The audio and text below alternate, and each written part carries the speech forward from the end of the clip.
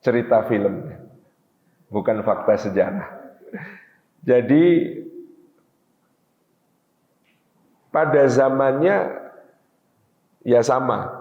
Kita hari ini kemana-mana membawa handphone. Pada masa itu bagian dari budaya dan bagian dari kehidupan sehari-hari, orang membawa keris, orang membawa pedang sebagai senjata, tombak sebagai alat perjuangan,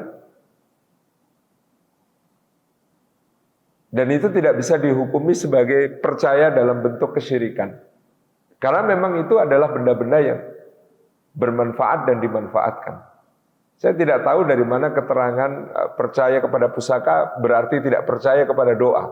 Doa juga sangat dipercaya. Doa juga sangat digunakan. Doa juga selalu dilaksanakan oleh mereka-mereka para pahlawan kita sejak dulu. Hanya saja sinetron-sinetron zaman sekarang memberikan gambaran kepada kita bahwa keris itu yang pakai dukun. Sehingga kemudian kita dijauhkan dari karya adiluhung semacam ini, padahal para pahlawan kita, ya, Jenderal Sudirman yang sangat kental kemuhammadiyahannya, ketika berjuang juga membawa kerisnya. Sebagaimana kemudian Imam Bonjol yang seorang syarif, yang seorang habib bernama Muhammad Syahab, juga sebagaimana teman seperjuangannya yang lain, ya, Tuanku Tambusai juga membawa itu. Tidak ada kaitannya membawa keris dengan tidak percaya doa. Ini penyesatan yang dilakukan oleh sinetron-sinetron zaman sekarang, yang kemudian menunjukkan seakan-akan keris itu dipakai oleh para dukun semata-mata. Dahulu ya semua orang sesuai dengan akar budayanya kemana-mana membawa keris, sebagaimana kita hari ini kemana-mana membawa handphone. Ya, kemana-mana membawa handphone tidak berarti tidak percaya kepada doa.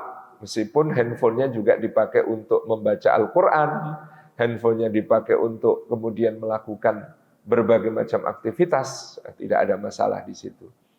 Jadi yang berubah adalah cara pandang masyarakat tentang seperti apa keris, seperti apa pusaka, sehingga ya kita mengikuti ajaran dari sinetron-sinetron yang menunjukkan keris dijadikan sebagai alat kesyirikan oleh para dukun. Pada masanya keris itu ya penanda kedudukan dan status, seperti kita sekarang memakai jam tangan, jam tangannya merek apa, itu menunjukkan seperti apa kemampuannya secara sosial ekonomi. Pada masa kehidupan yang lebih tradisional dalam kerajaan-kerajaan, tentu keris seseorang menunjukkan siapa dia, statusnya di mana. Jadi fungsi sosial yang ada di situ jauh lebih kental. Bahwa ada orang yang kemudian menggunakannya dalam fungsi yang mendekati kesyirikan secara spiritual, tidak berbeda dengan benda-benda yang lain.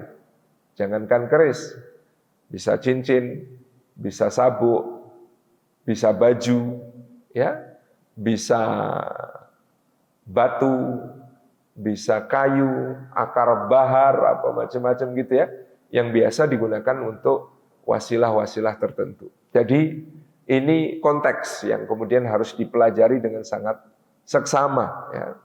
Karena kita hari ini melihat para dukun di sinetron pegangnya keris, maka kita mengidentifikasi orang menggunakan keris pasti menilainya sebagai pusaka dan kaitannya dengan kesyirikan. Padahal ya tadi ada konteks zaman yang berbeda, dan sama sekali tidak bisa disimpulkan mereka-mereka yang kemudian membawa keris pusakanya di dalam aktivitas perjuangan berarti orang yang syirik ataupun orang yang tidak percaya doa, gitu ya. Ini jangan sampai gegabah menyimpulkan, karena yang kemudian kita gunakan menjadi perspektif adalah sinetron, supaya dukun-dukun itu ya diperlihatkan menggunakan kerisnya, dikutuki pakai asap-asap, disandingkan dengan kembang dan lain sebagainya. Nah, tadi pada masanya ada fungsi sosial, ada fungsi token kepercayaan, ya.